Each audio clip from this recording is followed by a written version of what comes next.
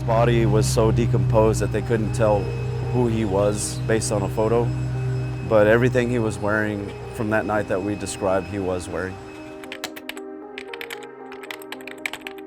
A toxicology report found that he only had alcohol in his system.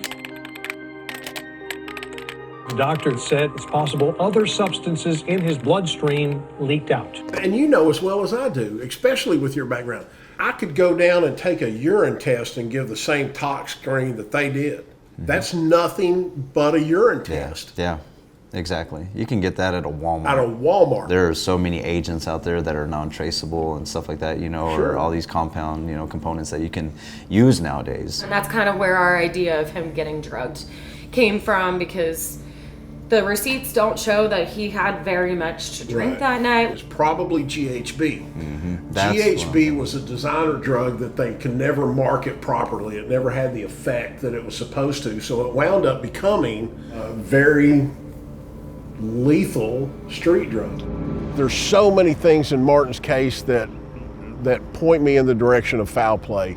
And with him being one of the first ones involved, it should have rang true with the Austin PD, but they just jumped right in and said, accidental drowning. Cremate, move on.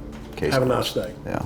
Now here's what's unusual about the water and the autopsy report. They removed the lungs in the autopsy process and weighed them out. There's no mention whatsoever of there being water or this algae that you see floating along the entire edge of this place. It had to have shown something. Yeah. And there's no details of it. No detail whatsoever. None. We have been told over and over again that this autopsy was done so poorly. Yeah. Like the To the worst max. autopsy they've ever seen. That person should not even be working. Then there's the stomach content. He had dinner. That was there.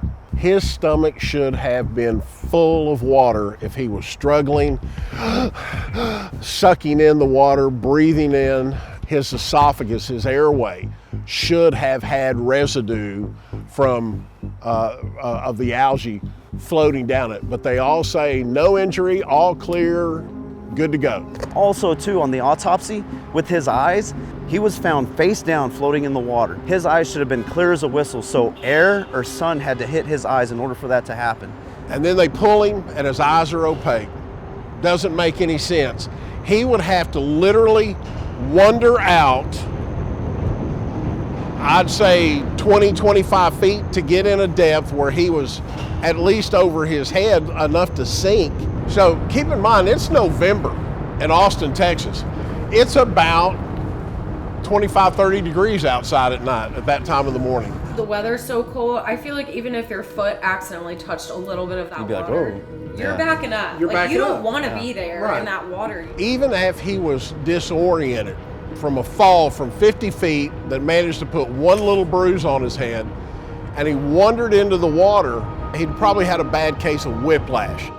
So my brother didn't just fall off the I-35 bridge, drown, and die immediately. They don't say anything in the autopsy that proves this kid drowned. That's not what happened. I do not believe that's what happened. Greater possibility that Martin was dumped